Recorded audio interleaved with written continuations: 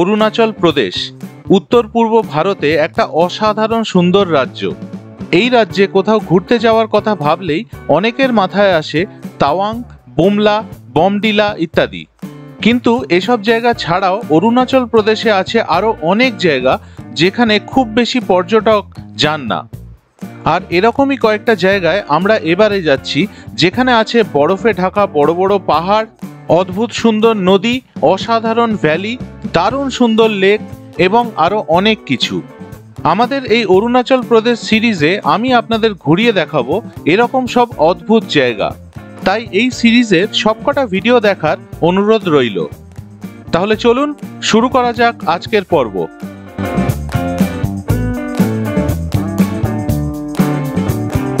আজকে 28শে মার্চ 2025, এখন ঘড়িতে বাজে দুপুর 3:30 আর আমরা নিউ টাউনে আমাদের বাড়ির থেকে বেরিয়ে পড়লাম হাওড়া স্টেশনের উদ্দেশ্যে। এখন ট্যাক্সি করে যাচ্ছি আমি, গোগল, টিনটিন আর আমার ভাই বুম্বা। অনিন্দিতা ওর অফিস থেকে ডাইরেক্টলি স্টেশনে পৌঁছবে। সামনে হাওড়া ব্রিজ দেখতে পেয়েই চিন্তামুক্ত হলাম, কারণ বুঝে গেলাম আমাদের আর কোনো অসুবিধে হবে না স্টেশনে পৌঁছতে।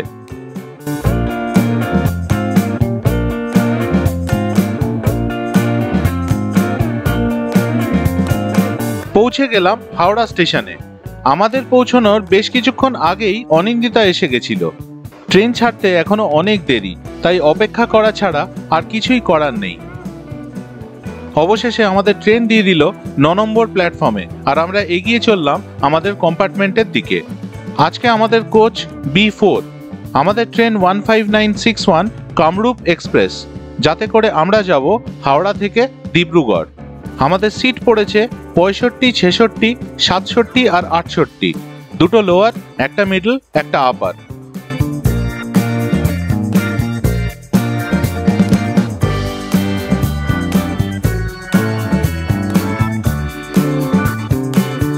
ঠিক বিকেল 6:30-এ আমাদের ট্রেনের চাকা গড়াতে শুরু করে দিল আসামের ডিব্রুগড়ের উদ্দেশ্যে। আমাদের বহুদিনের প্ল্যান করা অরুণাচল প্রদেশ ট্রিপ শুরু হয়ে গেল। এই ট্রেন জার্নিতে আমরা হাওড়া থেকে ডিব্রুগড় অবধি টোটাল 1352 কিলোমিটার ট্রাভেল করব। টিনটিন এবার বুম্বাকে দিয়ে বই পড়িয়ে গল্প শুনতে শুরু করলো। গোগল বই পড়তে ভীষণ ভালোবাসে, সাথে নিয়ে আসা বইটা বের করে পড়তে শুরু করলো। টিনটিন এবার অনিন্দিতার কাছে এসে আবার পড়তে বসলো, আর এইসব করতে করতেই ডিনার চলে এলো। ডিনারে নিলাম দুটো চিকেন থালি 180 টাকা করে, আর একটা এগ থালি নিলাম, যেটার জন্য নিল 160 টাকা। চিকেন থালিতে দিয়েছে ভাত, একটা তরকারি, ডাল, 2 পিস চিকেন আর আচার। প্যাকেজিংটা বেশ ভালো আর খাবারের টেস্টও ভালো। সকালে ঘুম থেকে উঠে চোখ খুলে দেখলাম আমরা পশ্চিমবঙ্গেই আছি আর এগিয়ে চলেছি আসামের দিকে। এখন বাজে 7:23 আর আমরা এসে পৌঁছালাম ফালাকাটা। এখানে ট্রেন 7 মিনিট আগে পৌঁছে গেছে। আমাকে অনেকেই জিজ্ঞেস করেছিলেন নিজের গাড়ি নিয়ে অরুণাচল প্রদেশ গেলাম না কেন।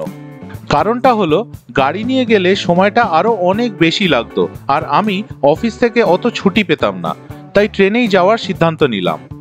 কিন্তু সব থেকে ভালো হতো কলকাতা থেকে ডিব্রুগড় প্লেনে গেলে। প্লেনের টিকিটের দাম অনেক বেশি থাকার জন্য ট্রেনেই এতক্ষণ ধরে যেতে হলো।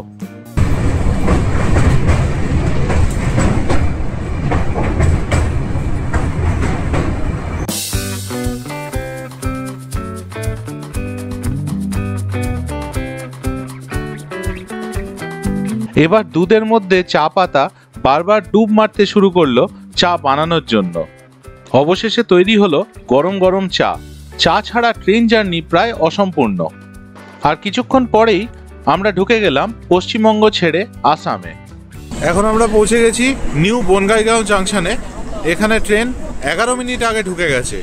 হাওড়া স্টেশন থেকে আমরা মোট 816 কিলোমিটার চলে এসেছি। এখনো পর্যন্ত আমাদের যে কটা স্টেশনে ট্রেন দাঁড়াচ্ছে, অলমোস্ট বেশিরভাগ স্টেশনেই কিন্তু ট্রেন বিফোর টাইম পৌঁছচ্ছে।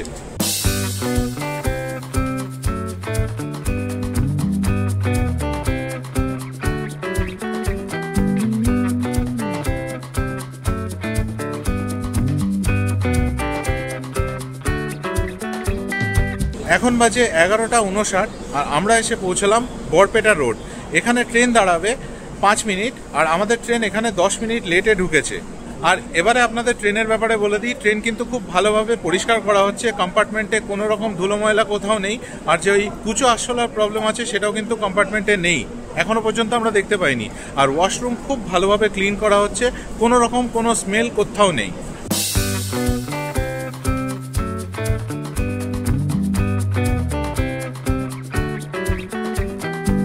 এই যে ট্রেনের জানলার থেকে ভিউ, এটা আমার মতে যে কোনো টিভি বা মোবাইল স্ক্রিনের থেকে অনেক ভালো। আপনাদের কি মতামত আমাকে প্লিজ কমেন্ট করে জানাবেন।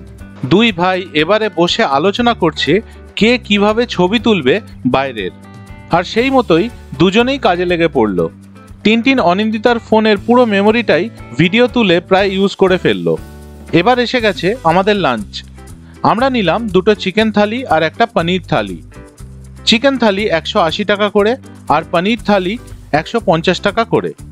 চিকেন থালিতে দিয়েছে 2 পিস চিকেন, ডাল, সবজি, ভাত, রুটি, তার সাথে আচার। খাবারের টেস্ট কিন্তু ভালো আর প্যাকেজিং কিন্তু খুব ভালো। আমি খাচ্ছি, বেশ ভালো লাগছে স্বাদ। এখন বাজে 1:35 আর আমরা এসে পৌঁছলাম রঙ্গিয়া জাংশনে। এখানে আমাদের ট্রেন থামবে 5 মিনিট, কিন্তু আমাদের ট্রেন 25 মিনিট লেটে চলছে। আর হাওড়া স্টেশন থেকে আমরা 925 কিলোমিটার চলে এসেছি। রঙ্গিয়া জাংশনে বেশ কিছুক্ষণ বসে রয়েছি। ট্রেন প্রায় এখন 40 মিনিটের ওপর লেট। এখানে দাঁড় করিয়ে রেখে দিয়েছে, কখন ছাড়বে কিচ্ছু বুঝতে পারছি না। 55 মিনিট দাঁড়ানোর পর আমাদের ট্রেন এবার ছেড়ে দিল রঙ্গিয়া জাংশন থেকে, আর আমরা এগিয়ে চলেছি ডিব্রুগড়ের দিকে। এই রঙ্গিয়া জাংশনে কেন এতক্ষণ দাঁড়ালো তার কারণটা এখন জানতে পারলাম। এখানে ইঞ্জিন চেঞ্জ করা হলো, ইলেকট্রিক ইঞ্জিন সরিয়ে দিয়ে ডিজেল ইঞ্জিন ফিট করা হলো। এরপর কিছু আর করার নেই, তাই একটু শুয়ে রেস্ট নিয়ে নিলাম, কিন্তু বেশিক্ষণ শুতেও পারলাম না। উঠে পড়লাম আর একজন ভদ্রলোকের থেকে 10 টাকা দিয়ে এই মশলা চানা কিনে খেতে শুরু করলাম, কিন্তু তাতেও সময় আর কাটছিল না কিছুতেই। এখন বাজে 4:18 আর আমরা এসে পৌঁছে গেছি রাঙাপাড়া নর্থ জাংশনে। আর আমাদের ট্রেন এখন 12 মিনিট মতো লেটে চলছে, আর এখানে দাঁড়াবে 5 মিনিট। আমরা কলকাতা থেকে 1048 কিলোমিটার পৌঁছে গেছি অলরেডি। যেরকম দেখতে পাচ্ছেন ট্রেন কিন্তু এখন অনেকটাই ফাঁকা হয়ে গেছে, অনেক লোক নেমে গেছেন।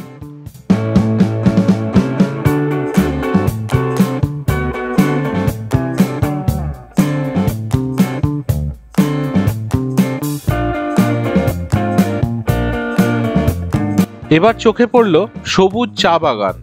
ট্রেন লাইনের দুদিকেই বিস্তৃত চা বাগান। ট্রেন এখন এতটাই ফাঁকা হয়ে গেছে যে ট্রেনের অ্যাটেন্ডেন্টরা বালিশ চাদর গোছাতে শুরু করে দিলেন। এখন বাইরে অন্ধকার হয়ে গেছে, বিকেল হয়ে গেছে। খাওয়ার জন্য আমরা কিনলাম আঙুর 1 কিলো 100 টাকা দিয়ে। এখন বাজে 7:45 আর এরপর আরেকটা ধেমাজি বলে স্টেশন আছে, তারপরে আমরা পৌঁছবো ডিব্রুগড়। আর এখনো আমাদের ওই 1-1.5 ঘন্টার মতো জার্নি বাকি আছে, ইনফ্যাক্ট 2 ঘন্টার মতো জার্নি বাকি আছে। সময় আর কাটছে না, তো এখন কি করা যাবে। অলমোস্ট পুরো ট্রেনই ফাঁকা হয়ে গেছে, কিছু যাত্রী রয়েছে তারাই ডিব্রুগড়ের দিকে এগিয়ে চলেছে আমাদের সাথে। তো আমরা এখন বাইরের থেকে একজন উঠেছিলেন, ওনার থেকে আমরা বাদাম, ছোলা এইসব কিনে নিয়েছি। এইসব খেয়ে এখন সময় কাটানোর চেষ্টা করছি।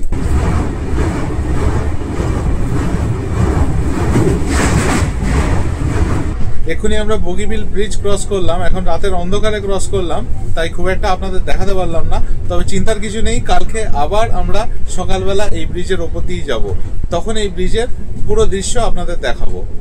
অবশেষে 1 ঘন্টা 15 মিনিট লেট করে আমরা এসে পৌঁছলাম ডিব্রুগড়। এখান থেকে অটো নিলাম, প্রথমে চেয়েছিল 400 টাকা, তারপর দরাদরি করে 350 টাকায় রাজি হলো। এখন আমরা পৌঁছে গেছি আমাদের হোটেলে। আজকে ডিব্রুগড়ে আমরা থাকবো দ্য ডিব্রুগড় অ্যাড্রেস বলে হোটেলে। এবার আমরা রুমে চলে এসেছি, আপনাদের চট করে রুমটা দেখিয়ে দিই। আজকে আমাদের রুম নাম্বার হচ্ছে 305 আর 304।